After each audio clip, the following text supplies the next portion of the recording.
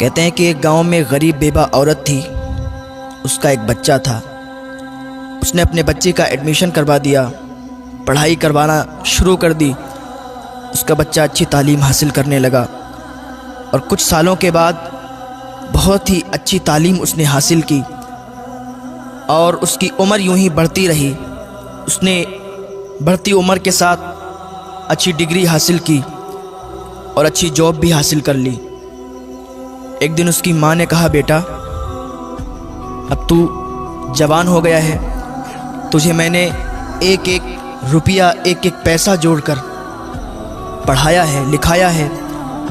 अब तेरी जॉब भी लग गई है, तू अच्छे ओहदे पर भी आ गया है, तो मेरी मर्ज़ी ये है कि तेरी शादी कर दूं। तेरे मामू हैं जो, उनकी बेटी को मैंने बहुत दिन पहले ज़बान दी थी कि जब मेरा बेटा अच्छे ओहदे पर आ जाएगा उसको मैं अच्छा पढ़ा लिखा लूँगी, उसकी अच्छी नौकरी लग जाएगी, मैं उसके साथ तेरी शादी कर दूँगी। वो बहुत दिन से आसरा लगा कर बैठी है कि मेरी शादी तेरे साथ होगी, तो बेटा मैं चाहती हूँ कि तू उसके साथ शादी कर ले। उसके बेटे ने झुंझला के कहा, माँ क्या बात करती हो, उसके साथ गरीब के साथ मेरी शादी आपने लगा दी? आपको मालूम ही नहीं मैंने अच्छी डिग्री हासिल की है? आपको ये नहीं मालूम है मैंने अच्छी तालीम हासिल की, अच्छी पढ़ाई हासिल की है और मैं एक अच्छा ओहदेदार इंसान हूँ, मेरी अच्छी जॉब है, मैं उस गरीब इंसान से कैसे शादी कर सकता हूँ? माँ सोच समझ कर बात किया करो। जब इतनी बात उसने कही ना, उसकी माँ के कलेजे पर एक छुरी सी चल गई। उसकी माँ का कलेजा हिल गया कि जिस बच्चे को परवान चढ़ाया, जिस बच्चे को इतनी अच्छी तालीम दी, लोगों के बर्तन धोकर, लोगों के कपड़े धोकर, बर्तन मांज के पैसे इकट्ठे किए, और आज इसके रिश्ते की बात कर रहे हैं तो ये गरीबी की बात कर रहा है। इसे नहीं मालूम कि मैंने किस गरीबी की हालात में इसको पढ़ा लिखा कर बड़ा किया और अब इसकी जॉब लग गई, अच्छे पैसे आने लगे, तो ये भूल गया अपनी असलियत को।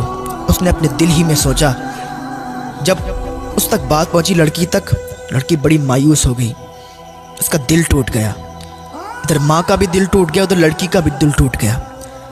थोड़े दिनों के बाद इस लड़के ने अपनी माँ से कहा, माँ मेरा ट्रांसफ़र कहीं दूसरी जगह हो गया है, शहर में हो गया, मैं चाहता हूँ ना शहर में जाके हम अपना एक अच्छा घर बनाएंगे, शहर में जाके अच्छा घर बना के तैयार करके और वहाँ रहेंगे। वो माँ थी उसकी खुशी में ही उसकी खुशी थी। उसकी माँ ने कहा, ठीक है बेटा, जैसी तेरी मर्ज़ी है, तू जहाँ चाहता है हम भी तेरे साथ वहीं रहेंगे। उसकी माँ ने क्या किया, अपना सारा सामान बांधा, उसके लड़के ने सारा सामान लिया, शहर निकल गए। कुछ दिन किराए पर रहने लगे और थोड़े दिन के बाद उन्होंने अपना वहाँ पर घर बना लिया। जहाँ पर इनका घर बना था, सामने ही जस्ट इनका पड़ोसी था, उसकी जो लड़की थी बहुत ही खूबसूरत थी। तो ये जब बाहर निकलते थे तो उनके घर पर इनकी नज़र पड़ती थी। तो लड़का जब भी कभी अपने ऑफिस जाता था तो लड़की से बारहा मुलाकात हो जाया करती थी, बातचीत भी हो जाया करती थी, करीब में ही घर था। अब बातचीत यूँ बढ़ी कि ये प्यार मोहब्बत में तब्दील हो गई। एक दिन माँ से बेटे ने कहा, माँ मैं ये चाहता हूँ कि जो पड़ोस में घर है, जो पड़ोसी हैं हमारे, अच्छे अखलाक के हैं, अच्छे लोग हैं, मैं चाहता हूँ कि आप उनके यहाँ रिश्ता ले जाएं और उनकी बेटी से मेरी शादी कर दें। माँ तो माँ थी, माँ का दिल तो पहले ही टूटा हुआ था कि मेरी पसंद की लड़की से इसने शादी नहीं की। हालांकि वो गरीब ही तो थी, गरीबी की बिना पर इसने शादी तोड़ दी। चलो बहरहाल बेटा ही तो है मेरा, जो ये कहता है मानना पड़ेगी। उसकी माँ पड़ोसी के घर में रिश्ता ले गई, रिश्ता हो गया क्योंकि अच्छे ओहदे पर था, मालदार हो चुका था, वो लोग भी मालदार थे। रिश्ता हो गया और कुछ ही दिन के बाद शादी हो गई। शादी होके बहू घर में आ गई। माँ की तो तमन्ना ये होती है कि जल्दी से मेरे बेटे की शादी हो और जल्दी से हंसता खिलता परिवार हमारा हो जाए, बच्चे हों उसके, और जल्दी से हम दादी बन जाएं। ये उम्मीदें हुआ करती हैं। उसकी भी यही उम्मीद थी कि जल्द से जल्द एक नन्हा फूल आए और हम भी दादी कहलाने के लायक हो जाएं।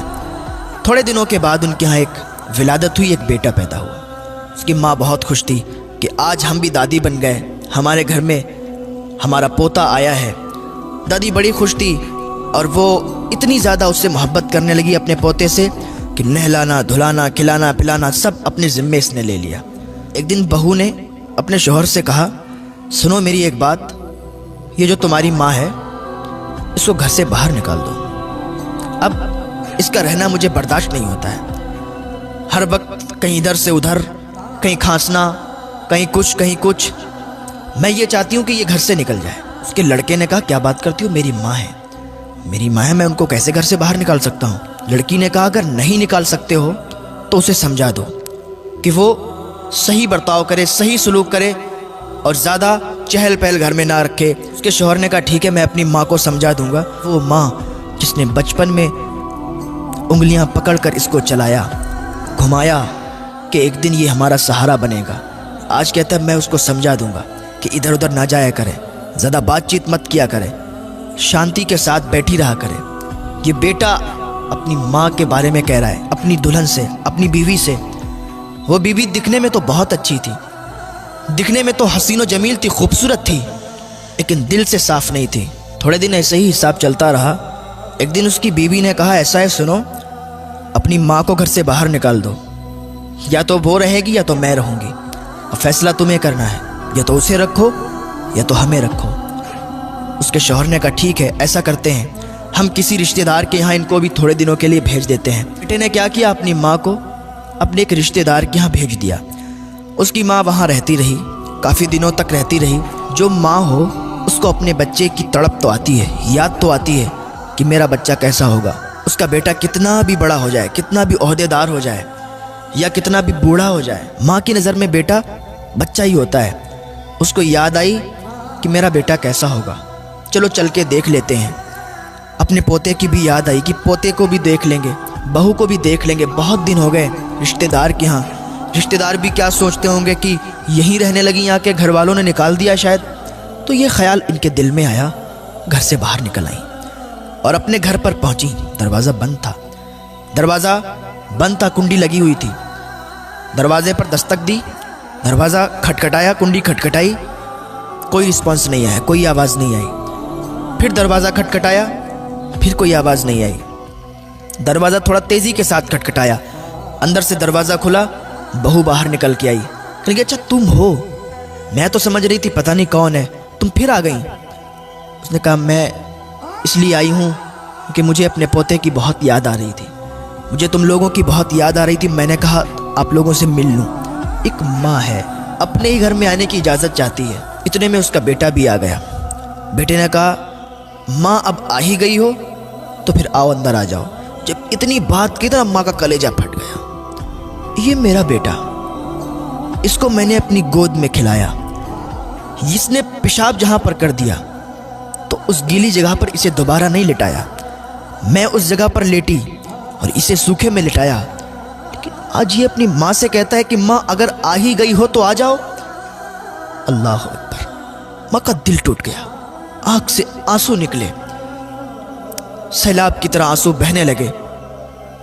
माँ अंदर गई, जाके अकेले में सिसकियां लेके रोने लगी। या अल्लाह, ये कैसा दिन है, ये क्या मुझे देखना पड़ रहा है। अपनी ही औलाद, अपनी ही माँ को ये कहती है कि अगर आ ही गई हो तो फिर आ जाओ। खैर कोई बात नहीं, माँ ने कहा मेरा बेटा है, कह दिया तो क्या हुआ।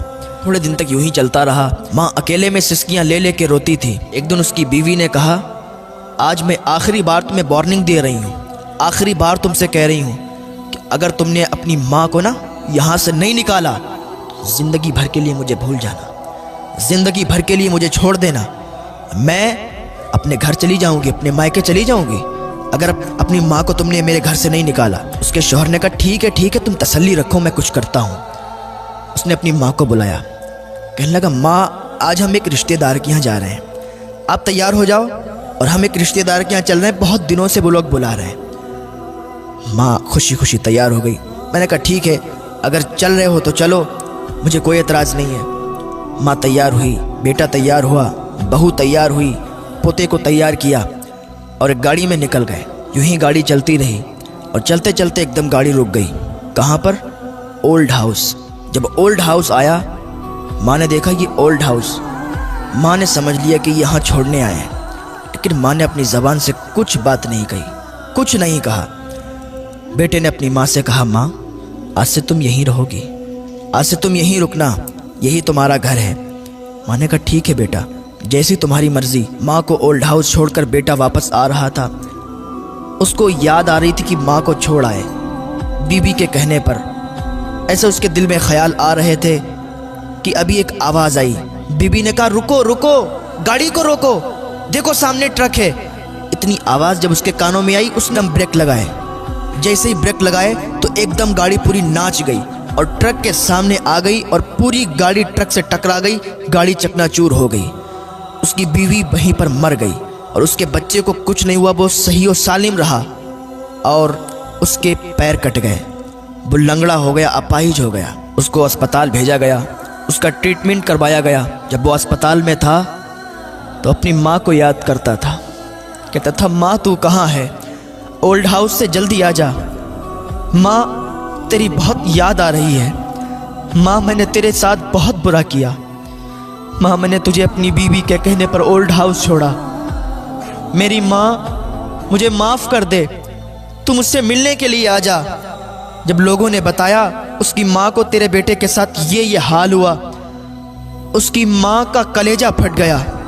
उसकी माँ ने फ़ौरन अल्लाह की बारगाह में हाथ उठा दिए और अपने बेटे के लिए दुआ की और अपने बेटे के पास गई और बेटे से कहने लगी, बेटा तूने मेरे साथ बुरा किया, अल्लाह को ये पसंद नहीं आया, क्योंकि जो माँ को नाराज़ करता है ना, खुदा भी उससे नाराज़ हो जाता है, और जिससे खुदा नाराज़ हो जाता है ना, उस पर ज़रूर खुदा का कहर आता है, क्योंकि अल्लाह तो क़हार व जब्बार है। तूने मुझे नाराज़ किया, अल्लाह भी नाराज़ हुआ और तेरे साथ ये हुआ। बेटा अब मैं तुझसे नाराज़ नहीं हूँ, तो याद रखे माँ को कभी तकलीफ़ ना पहुँचाना, बाप को कभी तकलीफ़ ना पहुँचाना, माँ को कभी परेशान मत करना, बाप को कभी परेशान मत करना। माँ बाप की उम्मीदों पर हर वक्त खरा उतरना।